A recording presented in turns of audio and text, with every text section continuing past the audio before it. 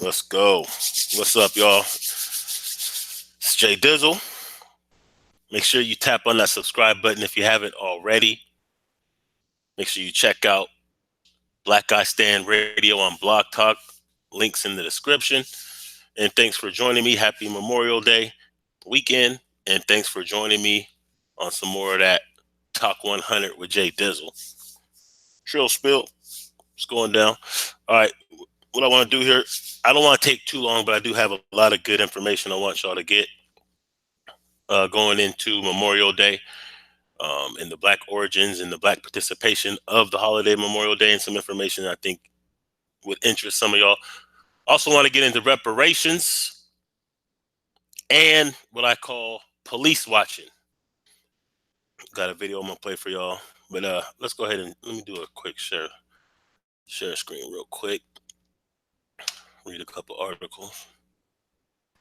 Here we go. That's not it. That's not it either. Let's go right here. Bam.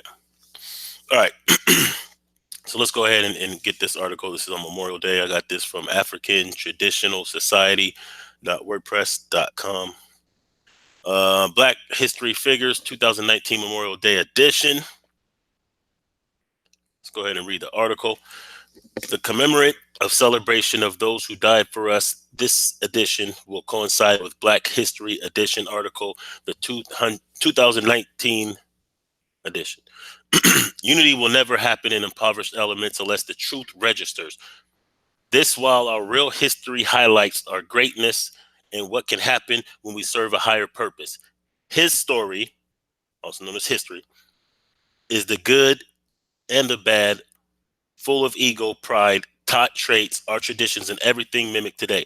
Rather than competing for segregation from our own under someone else's account, opinion, or emotional standing, we come from a diverse background of fighters who paved the way for the fight to continue.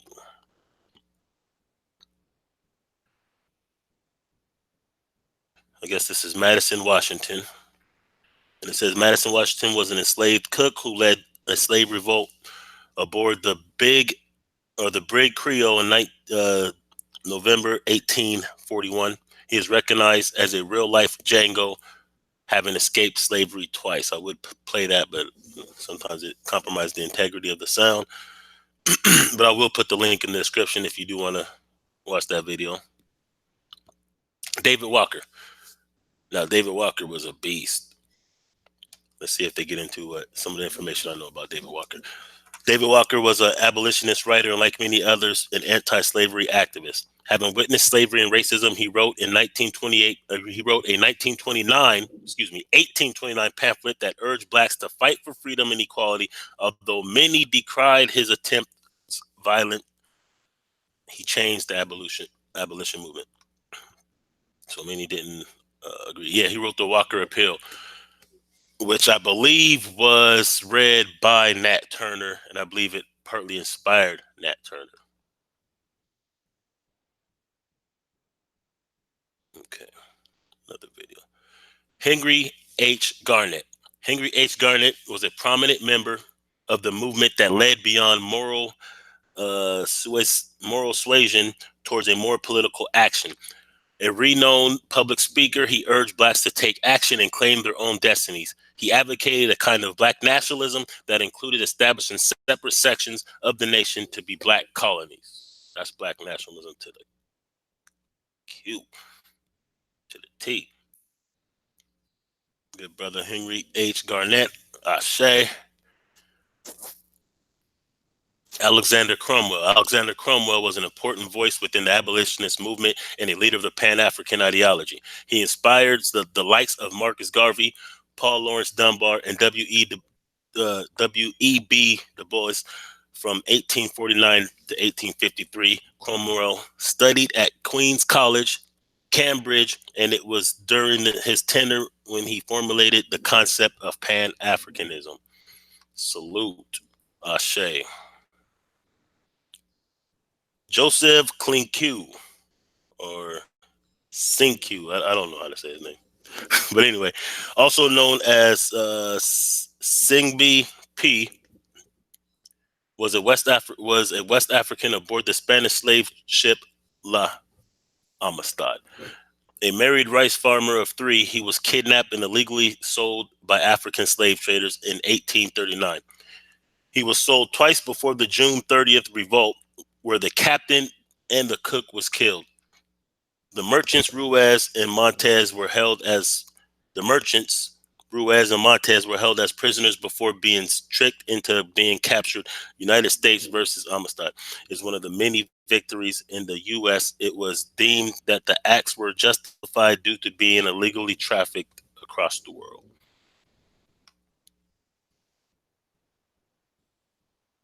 Give us our free. Here we got Maria of Caraco.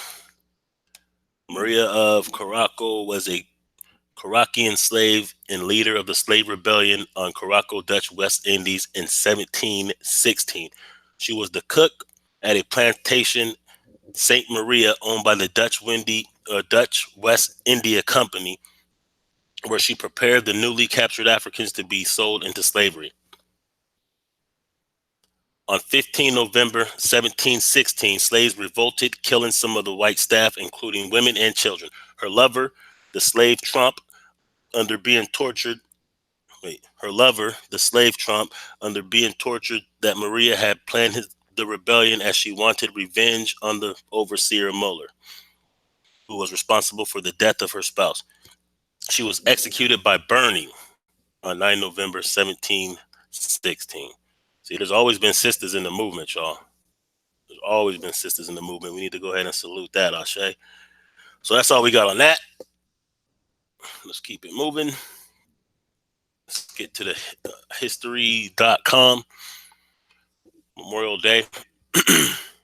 Now, from what I heard, and I don't know if they're going to go into it on this or not, but from my understanding, Memorial Day was actually started by slaves or freed slaves, newly freed slaves after the Civil War, as a way to commemorate the fallen soldiers of the Union Army, that, you know, the brothers and sisters that gave their life to the Civil War. I don't know if they're going to go into that or not.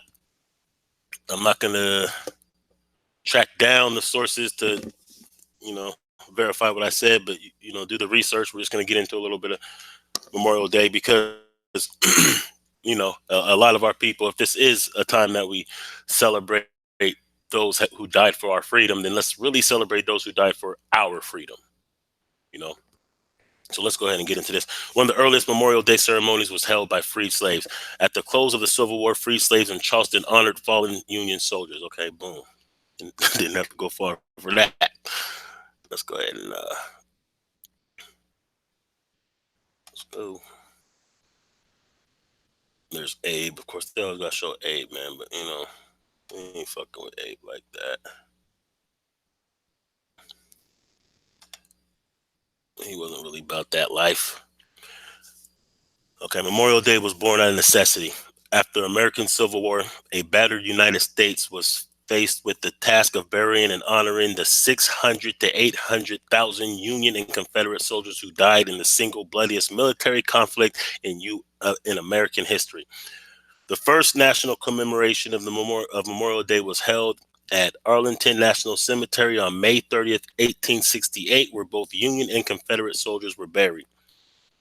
Several towns and cities across America claim to have observed their own earlier versions of Memorial Day or Decoration Day as early as 1866. The earlier name is derived from the fact that the decorating graves was and remains a central activity of Memorial Day.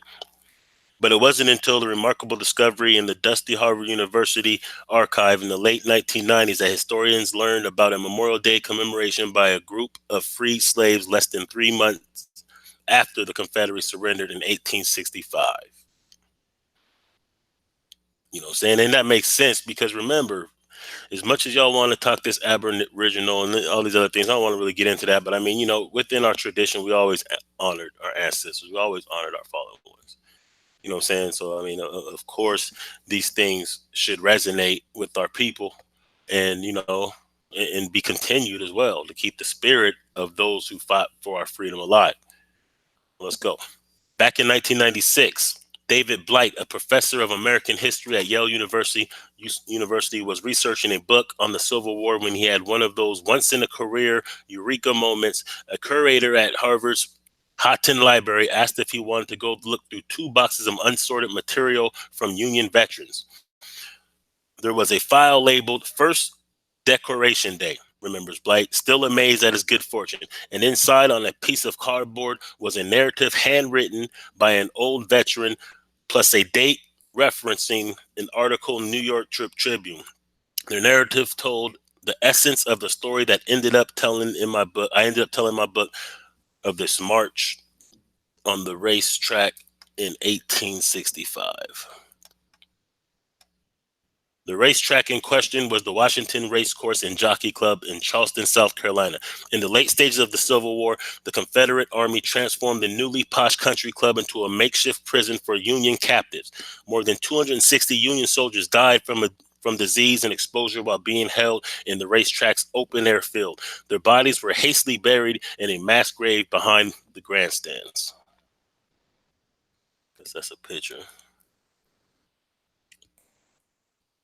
When Charleston fell and Confederate troops evacuated the badly damaged city, freed slaves remained. One of the first things that those emancipated men and women did was to give the fallen Union prisoners a proper burial. They exhumed the mass grave and re-entered the bodies in a new cemetery with a tall whitewashed fence inscribed with the words, "Martyrs of the Racecourse." And on May 1st, 1865, something more extraordinary happened. According to 2 reports that Blight found in the New York Tribune and the Charleston Courier, a crowd of 10,000 people, mostly free slaves, from whom white missionaries staged a parade around the racetrack. With some white missionaries staged a parade around the racetrack. 3,000 black school children carried bouquets of flowers and sang John Brown's Body. Yeah, John Brown, that's what this salute, best white dude ever, you know. Members of the famed 54th Massachusetts and other black Union regiments were in attendance and performed double-time marches. Black ministers recited verses from the Bible. Let me just say this real quick, because we are, coming up on Juneteenth here next month, less than a month from now. And, as we honor some of these holidays, and sometimes we don't know the origin of some of these holidays. Sometimes we don't know just how connected to these holidays we are, you know what I'm saying? So it doesn't really resonate. Well, sometimes we do uncover that we are way more connected than, than we thought. So even though they do all these sales and they make Memorial Day a big thing, and you know what I'm saying, on TV and whatnot, that's a good thing, because it's a time for us to honor those who died for us in the Civil War. Juneteenth is another time that we should be honoring those who fought in the Civil War, because there would have been no Juneteenth possible as a celebration if it wasn't for those of our ancestors who fought the Confederates in the Civil War. So to not celebrate some of these days, some of these holy days, when it gives your people a reference point to how far we've come, how far we still have to go, and it gives us a chance to honor our ancestors in the tradition that we have been following for thousands of years. That's how we keep those type of spirits alive and resonating with us. Part of this battle is spiritual. That has to do with media, has to do with religion, has to do with spirituality, has to do with our ancestors. These are the traditions that we must keep alive, because that keeps the spirit within us to continue the fight.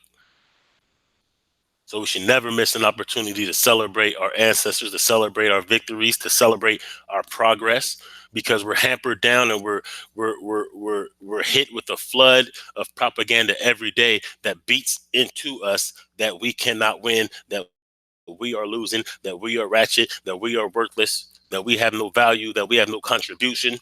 We should counter that by celebrating, and also use those celebrations in these holy days as a way to gather with ourselves, gather with each other, and also spend money with each other.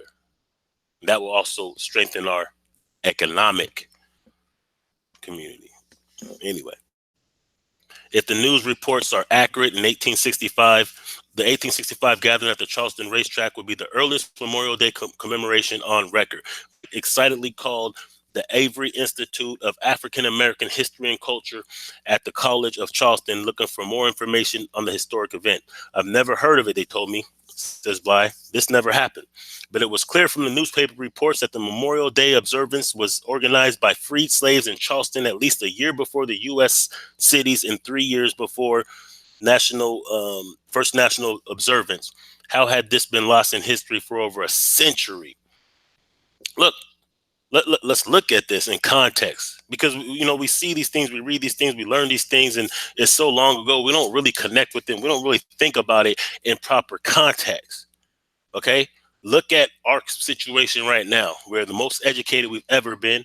We're the most skilled. We're the most everything. We have the biggest economy that we've ever had as a people. Matter of fact, we have a bigger economy than 95% of most countries on this planet. So when we see something like this, the first Memorial Day, something that we observe to this day, being organized by freed slaves, you should feel some kind of way, actually. You should almost feel bad. You should almost feel like you owe our ancestors to get involved in organizing today, get involved in organizations today. Because this is something that carries on to today, that was organized by freed slaves. Think about that. Think about how we complain about what we can't do and what they won't let us do. But these are people fresh out of slavery, fresh out of being enslaved, that did this, amongst other things, like build hundreds of cities, dozens of them which still remain to today. Anyway, this was a story that had really been suppressed, both in the local memory and certainly in the national memory, says Blight. But nobody who had witnessed it could have ever forgotten it. Blight kept digging for more information, but the only other mention he found of the racetrack event was in a 1916 correspondence sent from a woman's Civil War historical society in New Orleans to its sister chapter in Charleston, asking about the big parade of free slaves on a horse track at the end of the war. I regret that I was unable to gather any official information in answer to this, wrote the Charleston Society's president. That's such a telling statement, says Blight. The woman who wrote that letter may not have known of it, but the fact that she didn't tells the story. Okay. Once the war was over and Charleston was rebuilt in the 1880s, the city's white residents likely had little interest in remembering an event held by former slaves to celebrate the Union dead that didn't fit their version of what the war was all about, says Blight. That makes sense. So they buried it because it didn't mean anything to them. Of course, they were bitter, of course. I mean, because you got to think about it. You want to know why these Confederate flag Southerners are so bitter? It's because not only did they lose the war, they lost the war to us. They lost the war to former slaves, freed black people in the North, whom they've always said they're superior to. That's who they lost the war to. They were all about to win that war until black people got involved. That's a fact. Let me see something. In time, the old horse track and country club were torn down, and thanks to a gift from a wealthy northern patron, the Union soldiers' graves were moved from the humble white fence graveyard in Charleston to the Beaufort National Cemetery. By that time, Blight was rummaging through the Harvard archives in 1996. The story of the first Memorial Day had been entirely forgotten, or perhaps not entirely. After his book, Race and Reunion, was published in 2001, Blight gave a talk about Memorial Day at the Smithsonian National Museum of American History, and after it was finished, an older black woman approached him. Here we go. You know something's about to go down, right? When an old black lady approaches you, like, "Hey, son, I got something to talk about." That means she got some jewels for you. You mean that story is true? Maybe not. The woman asked, "I grew up in Charleston, and my granddaddy used to tell us of a story of a parade at the old racetrack. We never knew whether to believe it or not." You mean that's true? Bam. For Blight, it's less important rather than 1865 commemoration of the martyrs of the racetrack as officially recognized as the first Memorial Day. It's the fact that This occurred in Charleston at a cemetery site for the Union dead in the city where the Civil War was begun, says Blake, and that it was organized and done by African American former slaves, which gives it such potency. So facts. So I mean, let's just recap it right there. It doesn't matter if they officially recognize it. We recognize it. We celebrate it. We acknowledge our ancestors with it. You know what I'm saying? That's the same kind of talk and same kind of discussions I've had when it comes to like Malcolm X Day was just passed. Some of our people don't like to formally recognize Malcolm X Day because it hasn't been formally recognized by the United States government. But either was Martin Luther King Day until we made it a thing. Finally, they just recognized it. They didn't create it. So we should never look for validation from other people to celebrate our own victories, progress, and honor our ancestors. It doesn't matter who else recognizes it because it's not them. It's not their culture. It's not their history. It's not their ancestors. Facts. Let's get to reparations. Make sure y'all subscribe. Make sure y'all, if you have any information, go ahead and add on. You see this. I know it's kind of late right now. I'm doing this live and I don't really expect, I haven't even been watching to see if anybody's, commented or not, because I really don't suspect too many people are, because I'm just trying to still get this channel up at least to the capacity of my main channel since they've attacked that so much. So let's go ahead and get to this reparations talk. Now, I haven't read any of these articles I'm about to read. I'm just reading them off the fly. Okay, how the idea of reparations for Black Americans is coming to a close reality. This is written by John Torpy, and this is found in Forbes. Let's go. Now, we've been speaking about reparations on the main channel, Nettercat channel, for a minute, and also on my Facebook. Now, let's go ahead and get into see what they got to say about the reparations issue. The issue of reparations for African Americans is back in the news, with a number of candidates for the Democratic presidential nomination endorsing the idea in one form or another. Much of its support involves endorsement of a bill creating the study commissions that has been introduced unsuccessfully since 1989. They're talking about HR 40 right there. The return of reparations, defined as an effort to address the wrongs done to Blacks throughout U.S. history, the political agenda might seem oddly timid because of the current preoccupation with turning back the clock in so many political areas. But Patricia Cohen of the New York Times lays out a number of economic models that might be used to calculate the losses suffered by American slaves and their descendants, as well as the various ways in which those losses might be compensated.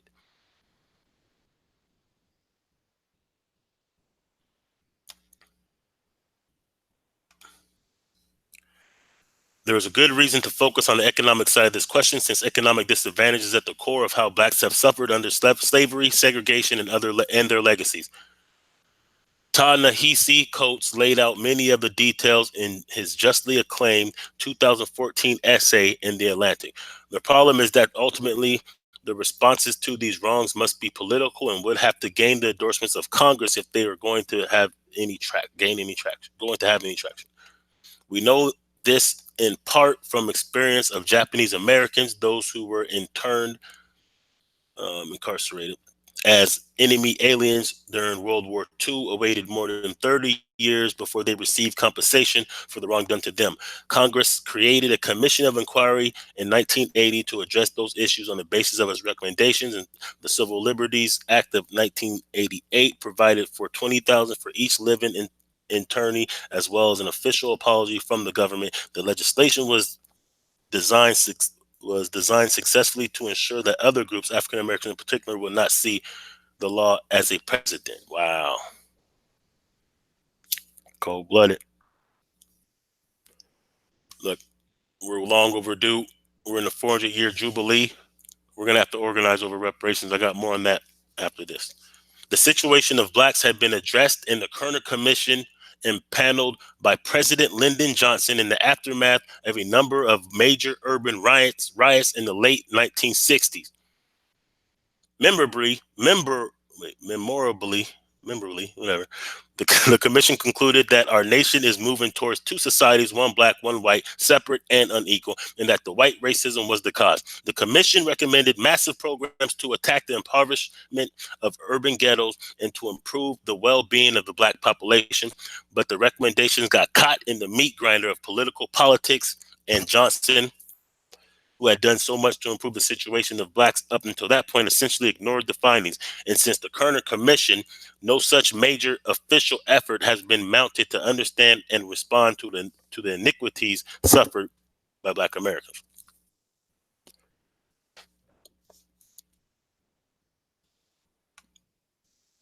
But the idea of a national commissions of inquiry remains crucial to rectifying these long simmering injustices. Such a commission would help build public support for reparations by analyzing its origins, natures, and cause of inequity in the United States.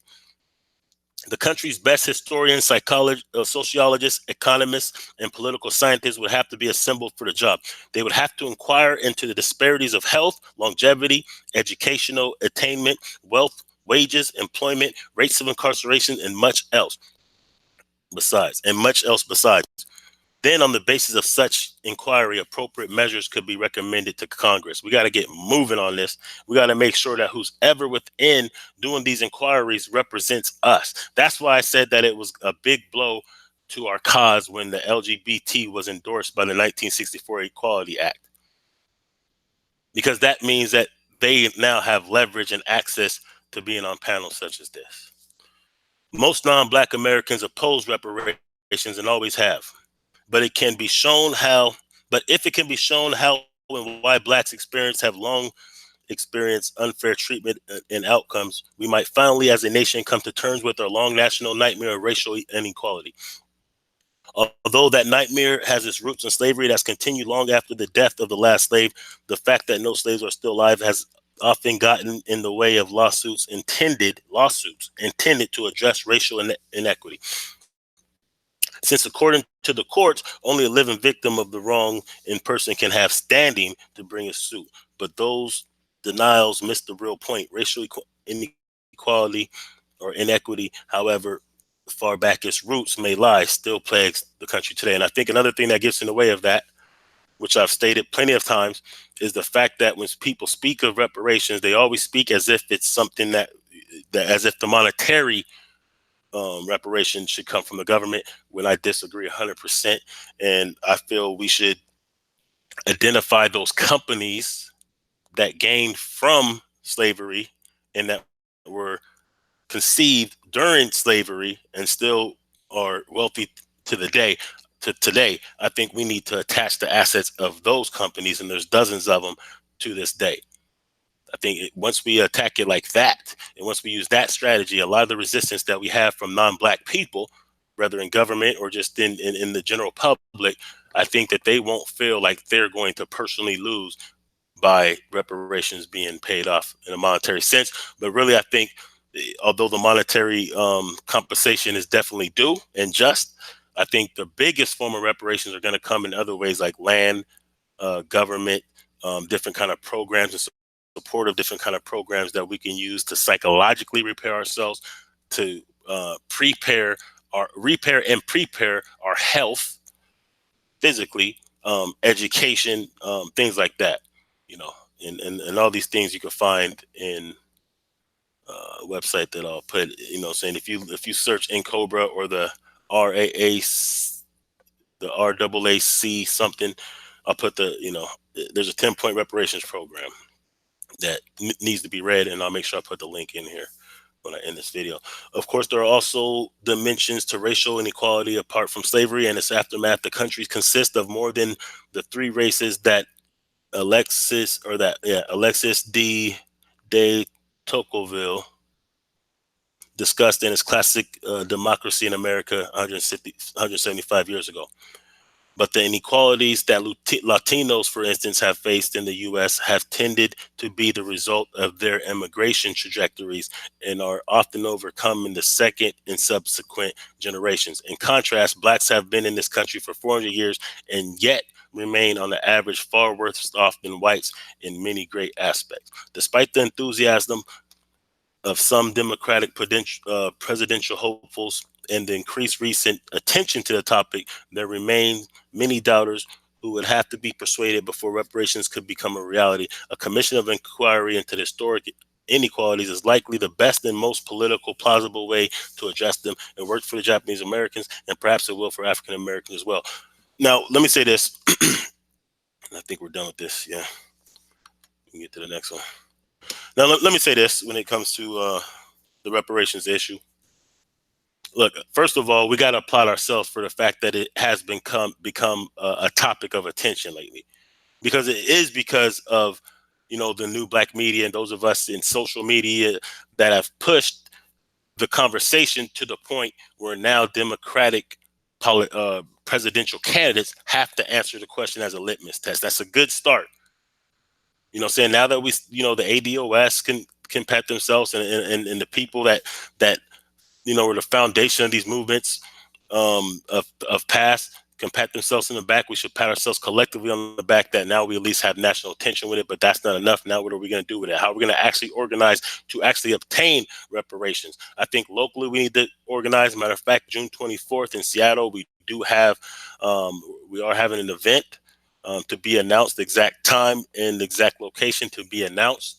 If you want more information on that, you can email, if you're in the Seattle Tacoma area, you can email ctacmbpp@gmail.com. I'll put the email address in this link or in the description of this video, because, locally, we're going to have to start organizing on these things. We're going to have to start educating ourselves and then getting that information out. One of the key pieces of information that I need y'all to get out is that there has already been identified a couple dozen different companies that owe us money for slavery, and that's who we're going to get the monetary compensation from, not the government. And once that kind of information gets out, you'll be surprised how many people that are resistant to the idea of reparations will start to turn in favor of reparations once they realize, no, it's not going to come out of your taxpayers' money. No, we don't want the money from those who had nothing to do with it. We want money directly from those who had something to do with it. So monetarily speaking, we'll be seeking to attach the assets of those companies that are still wealthy today, that had their inception in slavery. That's monetary. When it comes to institutional and um, institutions and what do you call it, infrastructure, that's where the government will play a bigger role, because that's how they benefited the most. The government benefited mostly from institution and infrastructure, and companies benefited monetarily the most. So that's how we're going to do this.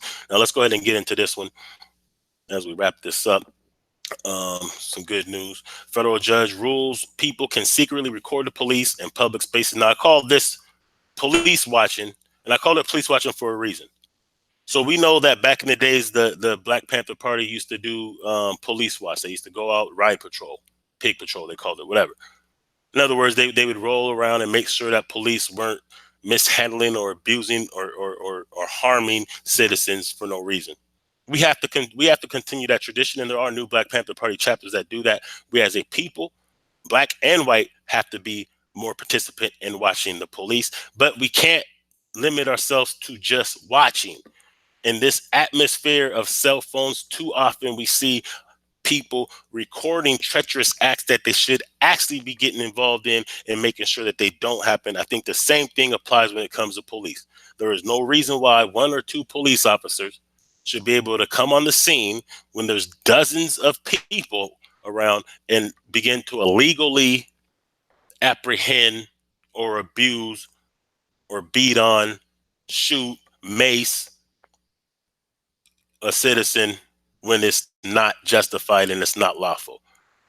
There's no reason why we should outnumber them and allow them to still abuse us unlawfully. We have to all get involved, and that will send a signal that the people are rising and sick of this. And I'm speaking to white people too. I know that when we see these media, it's always a white cop, black um, victim, 90%. But in reality, more white people are being killed by police than black people. That just doesn't make as big of a splash. It's not as sensationalized or sensational as when they show the white cop with the black victim. Not only that, if they showed more an accurate depiction of who the police are actually killing and harassing, if they even though it is happening disproportionately to black people, if they showed, white people being treated like that as well, white people would start standing up. They would start joining some of these organizations and some of these movements to end police brutality, and it would end a lot more quicker. So these are the kind of things that we have to understand, and we have to, as a people, start to actually stand up against injustice, no matter who's doing it. That's a fact. And we have to get organized to do that. And if you're black, you should be seeking a new Black Panther Party under the leadership of Hashim Akanat Nzinga. If you seek, you shall find. White people, you should be joining other types of organizations or making your own organizations that are anti-police brutality and pro-justice. This is how we have to start moving. Okay, so a federal judge ordered the Boston Police Department and the Suffolk County District Attorney to notify their officers and prosecutors that people have the right to secretly record police as long as the police are on duty and in public. Chief Judge Patty B. Suarez declaratory judgment Wednesday serves to enforce a decision from last December when she ruled it was unconstitutional for police to arrest people for secretly recording government officials. Two of the plaintiffs in the case were Renee Perez and Eric Martin, two Boston civil rights activists who secretly recorded the police on the Common and at Arizona Barbecue in Roxbury. The Massachusetts ACLU's Matt Siegel represented Martin and said the case was brought on behalf of several people who were unlawfully arrested.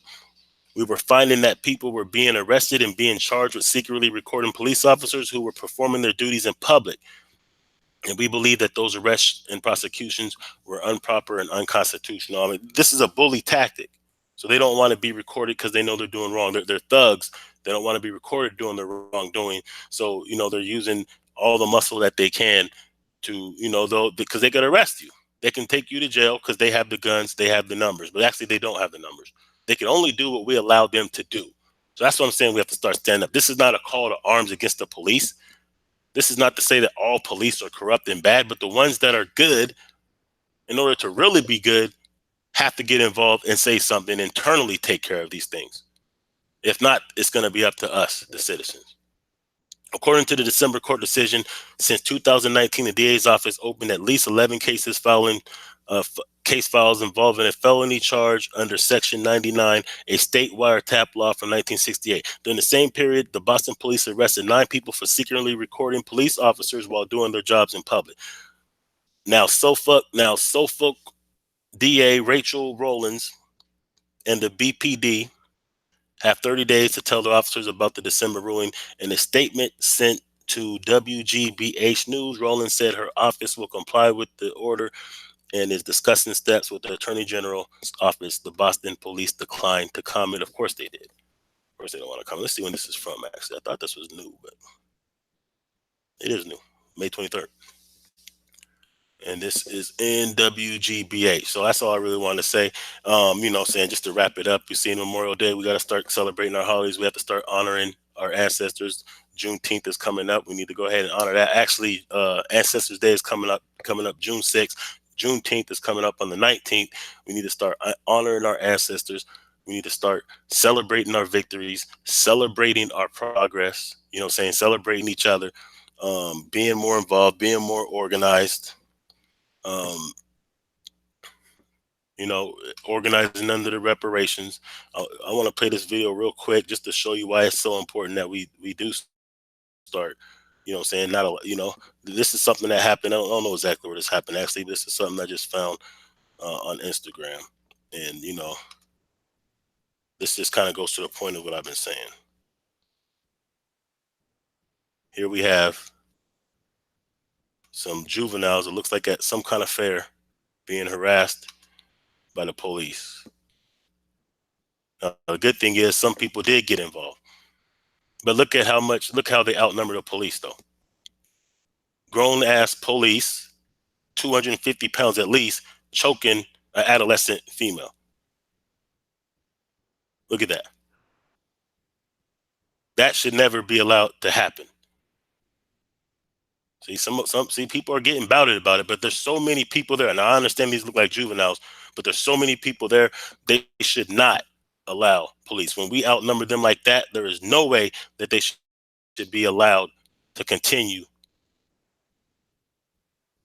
to brutalize and terrorize. We outnumber them. I know they have guns. I know they have mace. I know they're intimidating. I know that we have been trained to fear them, but that day has to come to an end. Real talk. Make sure you subscribe, make sure you like, make sure you share, do all that good stuff.